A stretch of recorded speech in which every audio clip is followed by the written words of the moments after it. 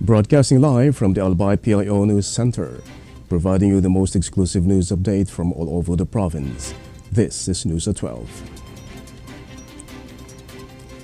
In the local scene, the Gender and Development Division has upscaled representatives of local government units and the provincial government of Albay, GAD focal persons, during the Gender Responsive Monitoring and Evaluation Workshop held on May 13 to 15, 2025 at the Governor's Guest House.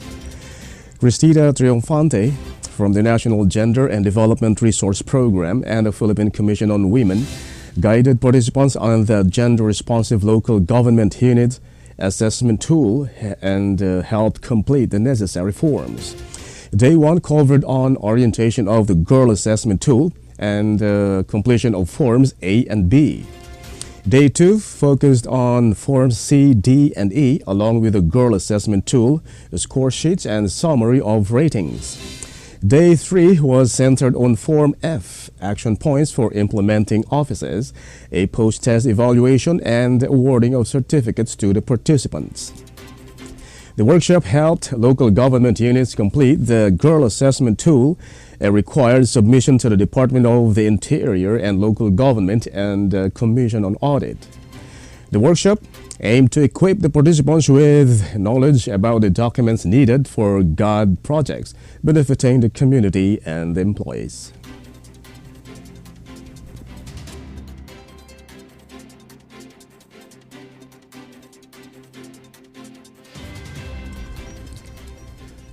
In other story,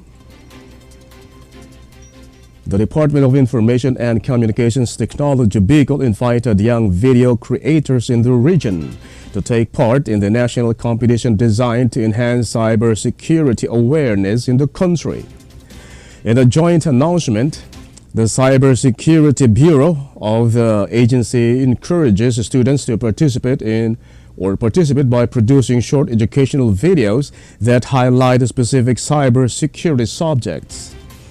To join this video competition, participants must be Filipino citizens, under 30 years old, and currently enrolled in a school or higher education institution in the country. Prizes will be given to the top 3 video submissions at both the ASEAN and national levels, along with the winning video at the regional level. In Bicol, the submission deadline is on June 6, while winners will be announced between June 9 and June 25, 2025 during the regional event for National Information and Communications Technology Month.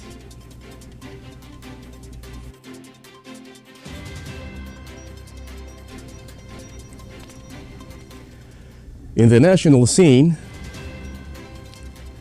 a conviction from the International Criminal Court would not prohibit former President and now Davao City Mayor-elect Rodrigo Duterte from running for public office, according to Senate President Francis Chase Escudero. Escudero made the remark when asked about Duterte's recent win as mayor of Davao City, despite facing detention in The Hague for crimes against humanity charges before the ICC. Given Duterte's situation, Escudero stated that the detained mayor-elect of Davao City could take his oath of office through the consular office in the Netherlands, or a consular official could enter Scheveningen prison to officiate the oath-taking. The Commission on Elections indicated that it was up to the Department of the Interior and Local Government to determine who would exercise the functions of Davao City Mayor while Duterte is detained in The Hague. The Board of Canvassers in Davao City declared Duterte the winner of the mayoral race after a landslide victory garnering 662,630 votes.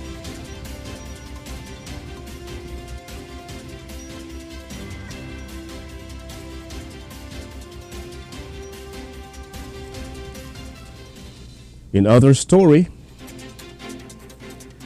the beneficiaries of the government's Pambansang Pabahay para sa Pilipino 4PH housing project or program have started moving into newly finished units nationwide. The Department of Human Settlements and Urban Development continues to carry out projects under this initiative. In Nueva Ecija, numerous families have moved to the Palayan City Township Project, a 23-hectare development located in Barangay Atate. The site marks the first to feature completed buildings, while hundreds of other applicants are still in the processing stage. Progress is also evident in Mindanao, where housing units are being handed over in projects like People's Vale in Davao City and Valley View Township in Tagulon, Misamis Oriental. Both of these locations are in advanced construction phases, with some units already occupied by residents. According to department officials, the 4PH program aims to deliver long-term housing solutions through the creation of integrated townships, focusing on low-income and the marginalized groups.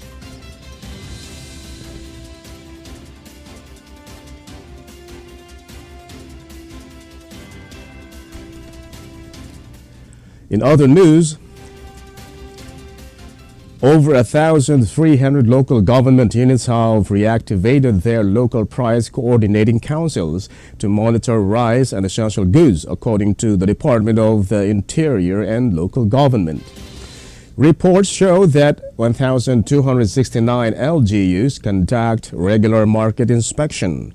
230 have tasked barangay officials and NGOs to track price changes, and 1,201 coordinates with the national agencies to address hoarding and unexplained price hikes. Under Memorandum Circular 2025-044, the DILG urged LGUs to activate LPCCS following the National Price Coordinating Council's recommendation and in line with the Department of Agriculture's Bantay Presyo program. LPCCS are led by local chief executives, including representatives from national agencies, the private sector, and consumer groups. The council's function include market inspections, price monitoring, and analysis of commodity price trends. The DILG monitors LGU compliance to ensure consumer protection and food price stability in the local level.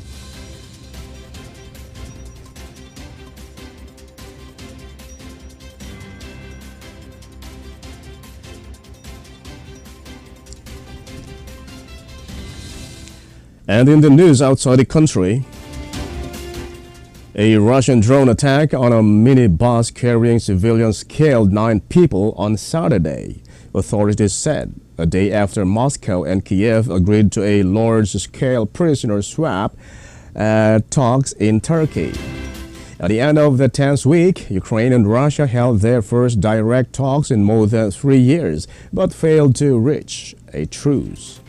Despite the threat of new sanctions on Russia from Kiev's allies, fighting has not let up. 4 people were wounded in the attack, according to the administration. In a post, authorities reported that 8 people have been killed.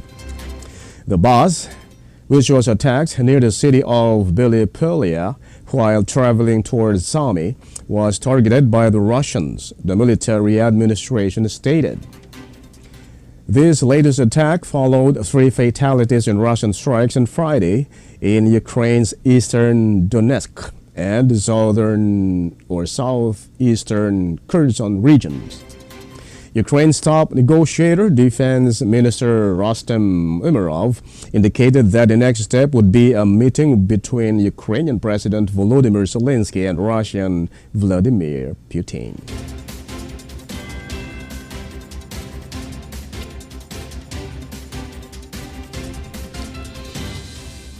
And finally, in the news outside the country, in 2024, global food insecurity and malnutrition worsened, affecting 295 million people in 53 countries, according to a United Nations report on Friday. This marks an increase of 13.7 million from 2023, the 6th straight annual rise in the world's most fragile regions. The findings are from the 2025 Global Report on Food Crisis by the Global Network Against Food Crisis, which includes the FAO, the UN World Food Programme, and various organizations. UN Secretary General Antonio Guterres termed these figures a stark indictment of a world off course. He warned that hunger and malnutrition are spreading faster than the ability to respond, while a third of all food produced is lost or wasted. Food insecurity often stems from poverty, economic shocks, and extreme weather, but conflicts are the main driver in the hardest hit areas. The report stressed that the importance of investing in emergency agriculture for lasting impact.